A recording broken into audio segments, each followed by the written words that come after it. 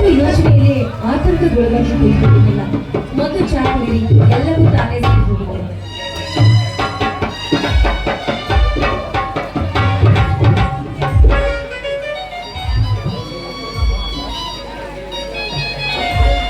ಅಂತಿಂತಹ ಚಿಂತೆ ಅಲ್ಲ ತಾಯಿ, ಜೀವನ ಪೂರ್ತಿ ನಾನು ಚಿಂತೆ ಮಾಡಿ ಕೊರಗಿ ಸಾಯುವಂತಹ ಚಿಂತೆ.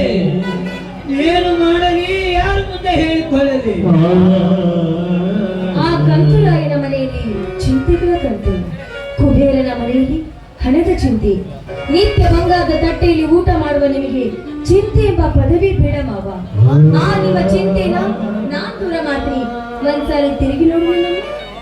ಲಾವಣ್ಯ, ಲಾವಣ್ಯ, ಲಾವಣ್ಯ, ಮುತ್ತೈದು ಯಾವುದು ನೆಚ್ಚು ತುಂಬ ಶರಣು ಹೊತ್ತು, ಮುತ್ತೈದು ನೆಚ್ಚು ತುಂಬ ಶರಣು ಹೊತ್ತು ನೆಲದಲ್ಲಿ ಚಿತ್ತವಿಟ್ಟು ನಡೆಯಬೇಕು. ಅರೆ ವ್ಯಕ್ತಿಗೆ ಅಂಧಕಾರ ಸೂತ್ರ ದಯಮಾಡಿ ಅದನ್ನು ಜಾರಿ ಶರಣು ಹತ್ತಿಕೊಳ್ಳಮ್ಮ, ಹತ್ತಿಗೋ. ಮಾವ, ಈ ನಿಮ್ಮ ಬುದ್ಧಿ ಇಲ್ಲದ ಮಾತು ಪೆದ್ದುಗಳಿಗೆ ಸಮಾನ. ಬದುಕೆಂಬ 3 ದಿನ ಸಂತೆಯಲ್ಲಿ ನಂದೊಂದು ಮಾತನ್ನ ನೀವು ಕೇಳಿದ್ರೆ ಧರ್ಮರಾಜನಾದ ನೀವು ಮಹಾರಾಜನಾಗಿ ಬೆಳೆಯಬಹುದು.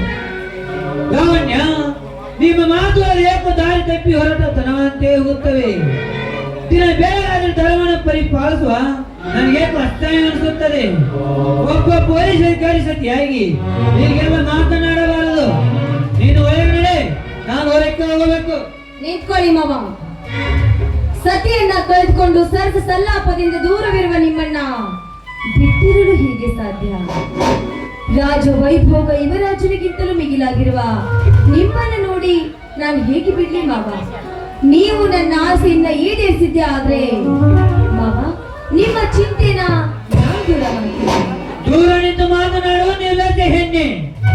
ತಮ್ಮನ ಮನೆಯಾಗಿ ಬಂದ ನೀನು ನನಗೆ ಸಚಿವಷ್ಟೇ ಅಲ್ಲ, ಅವರಿಗೂ ಸಮಾನ. ನಾನು ಏಕಪತ್ನಿ ವೃತ್ತಾಸ್ತ ಶ್ರೀರಾಮಚಂದ್ರ ನಿಜ ಭಕ್ತನಿದ್ದೇನೆ. ನಾನು ನಿತ್ಯ ದಾರಿ ಹಿಡಿದು ಹೊರಟರೆ ದೇವರು ಒಂದಾರೆಂದು ದಾರಿ ಬಿಡುತ್ತಾರೆ.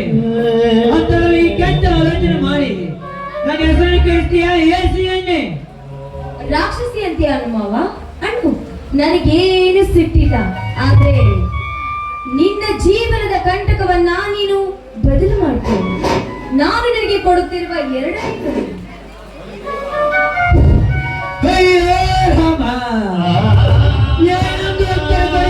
ಹೆಣ್ಣಿಗೆ ಲಾವಣ್ಯ, ನಿನಗೆ ಕೈ ಮುಗಿದ ಬೇರು ಬರ್ತೇನಮ್ಮ. ಆ ನುಡಿಯನ್ನು ಆಡಿ ನನ್ನ ರಕ್ತ ಸಂಬಂಧಕ್ಕೆ ಧಕ್ಕೆ ತರಬೇಡಮ್ಮ.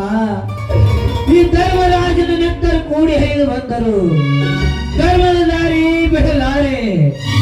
ಯಾಕಂದರೆ ಸಾಲ ಮಾಡಿ ಉಂಡರೆ ಎಂದೆಲ್ಲ ಉಂಡಂತೆ, ತಂದೆಯ ಕೈಕೆಯಲ್ಲಿ ಉಂಡರೆ ಆಯುಷಿನ ಅನ್ನ ಉಂಡಂತೆ. ಅಂದಾಗ ಈ ಧರ್ಮರಾಜ ಸ್ವಂತ ಹಕ್ಕಿನಲ್ಲಿ ಬಂದನಮ್ಮ. ಹಿಂದಕ್ಕೆ ಪಡೆದುಕೋ ನಿನ್ನ ಎಂದೆಲ್ಲ ಮಾತನ್ನು. ಈ ಮಾತನ್ನ ಹಿಂದಕ್ಕೆ ಪಡೆದುಕೋ ಅಂತ ನೀನು ಮತ್ತೆ ಇದೇ ಮಾತನ್ನ ಹೇಳಿದೆ. ಇದೇ ನಿನ್ನ ನಿರ್ಧಾರವಾದೆ. ನನ್ನ ನಿರ್ಧಾರವೇ ಬೇರೆ ಆಗುತ್ತೆ. ಬೇಕಿದ್ರೆ ನನ್ನೇ ಕೊಲೆ ಮಾಡಮ್ಮ, ಸಂತೋಷವಿದೆ. ಆದ್ರೆ ವಿಷಯ ತುಂಬಿದ ಬಂಗಾರ ಪಾತ್ರಕ್ಕಿಂತ ಜೇನು ತುಂಬಿದ ಮಣ್ಣಿನ ಮಡಿಕೆ ಲೇಸು.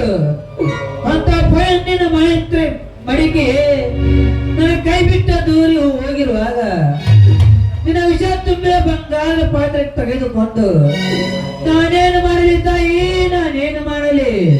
ಲಾವಣ್ಯ, ನೀನು ನನ್ನ ತಮ್ಮನ ಮಾಡಿದ್ದೀಯ. ಮೈ ತುಂಬ ಎಚ್ಚರವಿರಲಿ. ನಾನಾಗ್ಲೇ ಮನ ತುಂಬಿ ಬಯಸಿ ಬಂದವಳು ನಾನು. ಅಂತದ್ರಲ್ಲಿ ನನಗೆ ಎಚ್ಚರದ ಮಾತು ಹುಚ್ಚ. ಈ ತುಚ್ಛ ಸಮಾಜದಲ್ಲಿ ಎಂತೆಂತ ಹಿತ ಚಿಂತಕರ ಕಥೆಗಳನ್ನ ನೀನು ಕೇಳಿಲ್ವಾ? ಮೋಹದ ಪ್ರೇಮದ ಗಂಡನನ್ನ ಬಿಟ್ಟು ಮೈದನ ಜೊತೆ ಕರೆದ ಕಥೆಗಳನ್ನ ನೀನು ಕೇಳಿಲ್ವಾ? ಆದರೂ ನೀನಂತ ನೀತಿಗತೆ ನೇಗಿರಬೇಕು. ನನ್ನಂತ ಇರ್ಬೇಕೇನು ನಿಜ.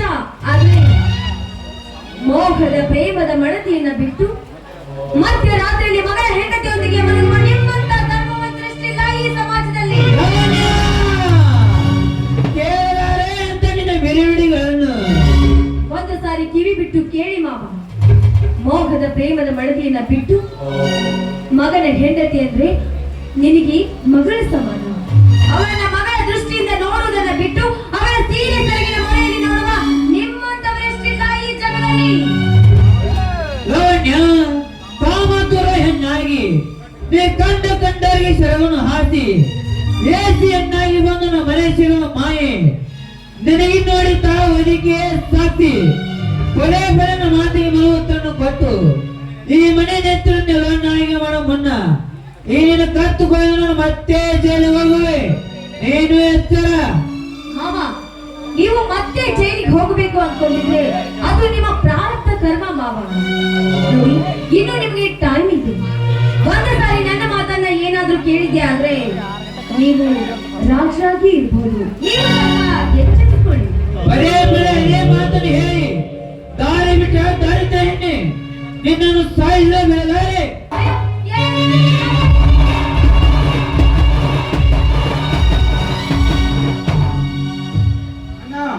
ಏನಿದು ನಿನ್ನ ಹೇಸಿ ಕೃತ್ಯ? ಅರೇ, ನೀವೇನಾದ್ರೂ ಸರಿಯಾದ ಸಮಯಕ್ಕೆ ಬರ್ದೇ ಹೋಗಿದ್ರೆ ನಿಮ್ಮ ಅಣ್ಣ ನನ್ನ ಶೀಲನೆ ಹಾಳು ಮಾಡ್ಬಿಡ್ತಾ ಇದ್ದಾರೆ. ನಾನು ನಿಮ್ಮ ತಮ್ಮನ ಗೆಲ್ತಿ ನನ್ನ ಹಾಗೆಲ್ಲ ಮುಟ್ಬೇಡ ಅಂತ ಹೇಳಿದ್ರು. ನನ್ನ ಶೀಲನ ಹಾಳು ಮಾಡ್ತಾ ಇದ್ರು. ಹೌದೇನೋ ಚಾಂಡಾಲ, ಬಾಯಿ ಬಂದಂತೆ ಧರ್ಮರಾಜನನ್ನು ಹೇಳಿ ಈಗ ನನ್ನ ಹೆಂಡತಿ ಶೀಲಕ್ಕೆ ಕೈ ಹಾಕಿದ್ಯಾ? ನೀಚ ತಾಳು.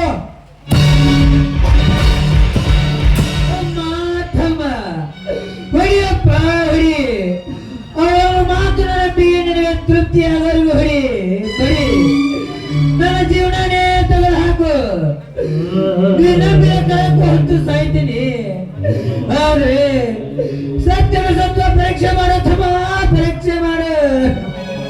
ನೋಡಿದ್ರೇನ್ರಿ, ನೀವೇ ನಿಮ್ಮ ಕಣ್ಣಾರೆ ನೋಡಿದ್ರು ಕೂಡ ನಿಮ್ಮನ್ನ ಪರೀಕ್ಷೆ ಮಾಡಿ ನೋಡು ಅಂತಿದ್ದಾನೆ. ಇಷ್ಟರ ಮೇಲೆ ನಾ ಬದುಕ್ಬೇಕೇನ್ರಿ? ಇಲ್ಲ ರೀ, ನಾ ಸಾಯ್ತೀನಿ.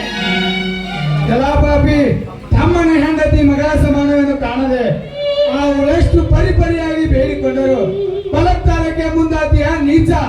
ಬಾರಿಯಲ್ಲಿ ನೀತಿಯ ಪಾಠ, ಕೃತಿಯಲ್ಲಿ ಅಧರ್ಮದ ಹೇಸಿ ಪಾಠ.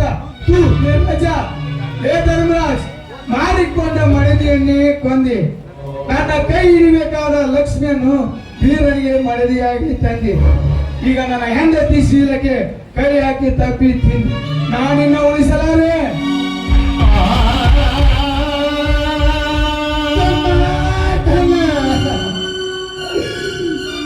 ನನ್ನ ಮಾತನ್ನು ಕೇಳೋ, ಇದರಲ್ಲಿ ಮೋಸವಿದೆ. ಈ ತಾಯಿ ಹೊಂಚು ಹಾಕಿ ನನ್ನನ್ನೇ ಕಾಮದಾಟಕ್ಕೆ. ಅಯ್ಯೋ ಶಿವ ಶಿವ, ನಾ ಹೇಳಾರೆ ಶಶಿಧರ, ನಾ ಹೇಳಾರೆ. ಈ ಧರ್ಮದ ಬಾಯಿಂದ ನಾ ಹೇಳಾರೆ ಶಶಿಧರ, ನಾ ಹೇಳಲಾರೆ. ಈ ನೀತಿಗೆ ನೀನು ನುಡಿದ ಈ ಮೂರು ಮಾತ್ರ ನುಡಿಬೇಡಪ್ಪ ನಿನ್ನ ಕಾಲಿಗೆ. ಸರಿಯಾಚೆ ನೀಚ, ನಿನ್ನ ಅಪವಿತ್ರ ಕೈಗಳಿಂದ ನನ್ನ ಪವಿತ್ರ ಪಾದ ಮುಟ್ಟಬೇಡ. ಯಾಕಂದ್ರೆ ಹುಣ್ಣು ಅನ್ನ ಮತ್ತು ಕಕ್ಕಸವನ್ನು ಒಂದೇ ಭಕ್ಷ್ಯದಿಂದ ಸ್ವೀಕರಿಸುವ ನೀಚ ನೀನು.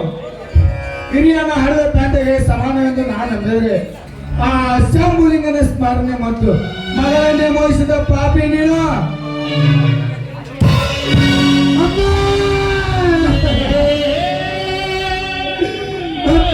ಸಿದ್ದಮ್ಮ, ಇಂಥ ಅಪೋಲ ಮಾತಿಗೆ ಸಿಕ್ಕು ಮತೀನನಾಗಿ ನನ್ನನ್ನು ಸಾಯ ನೆತ್ತೇಣ ಮಾತಾಯಿ.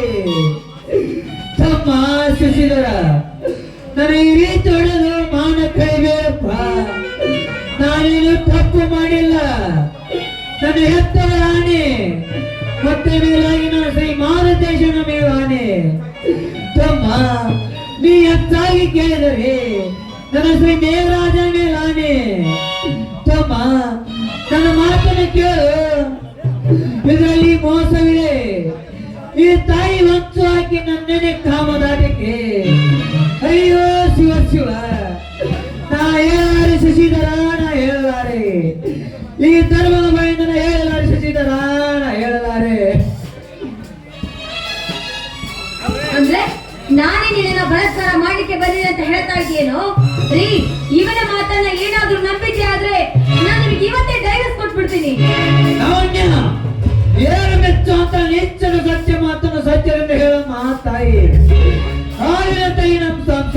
ಮಾಡಿ ವಿಷಯ ಧರಿಸಿ ಹಾಲಾದ ಮಾಡಬೇಡಮ್ಮ. ನನಗೆ ಕೈ ಮುಗುತ್ತೇನೆ, ನಾನು ಧರ್ಮವಂತ.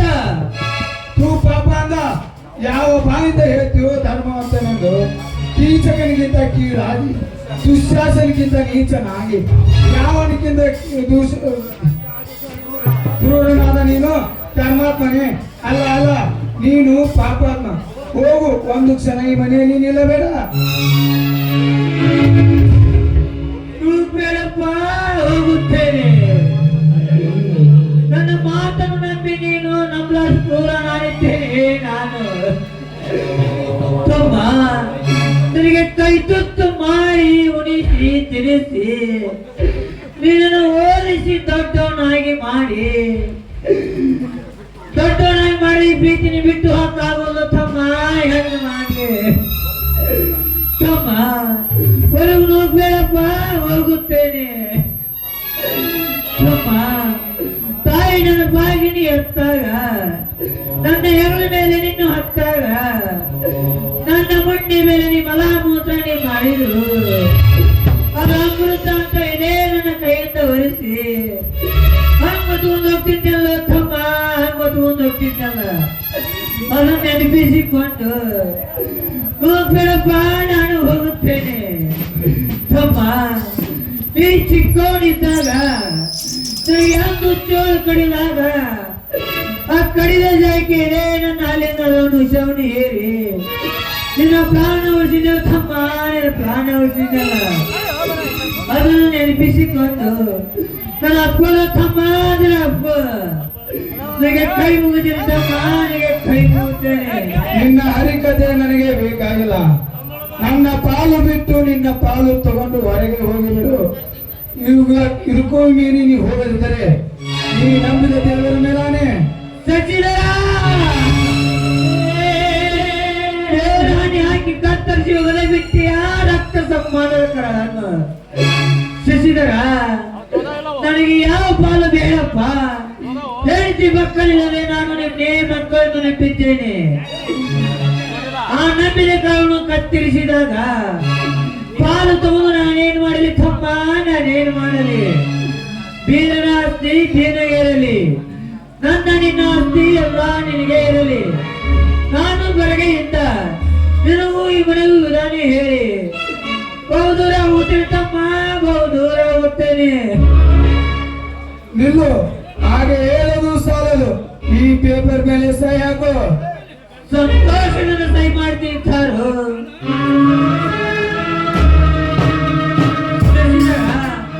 ಹೋಗು ಮುನ್ನ ನಿನಗೆ ಒಂದು ಮಾತನ್ನು ಹೇಳಿ ಹೋಗುತ್ತೇನೆ.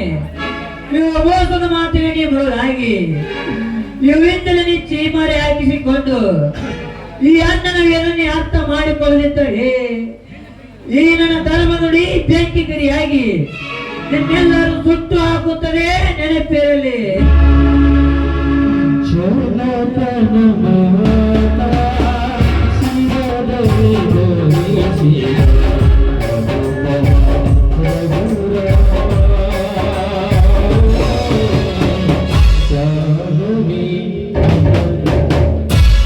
ನೀತಿಶಾಸ್ತ್ರಜ್ಞನಿಗೆ ನೀತಿಯ ಪಾಠ ಅದೆಲ್ಲ ನನಗೆ ಚೆನ್ನಾಗಿ ಗೊತ್ತಿದೆ. ಈ ಸಂತೋಷಕ್ಕಾಗಿ ಬಿಸಿ ಬಿಸಿಯಾದ ಕಾಫಿ ಮಾಡ್ಕೊಡ್ತೀನಿ, ಬನ್ನಿ ಕುಡಿಯೋದು.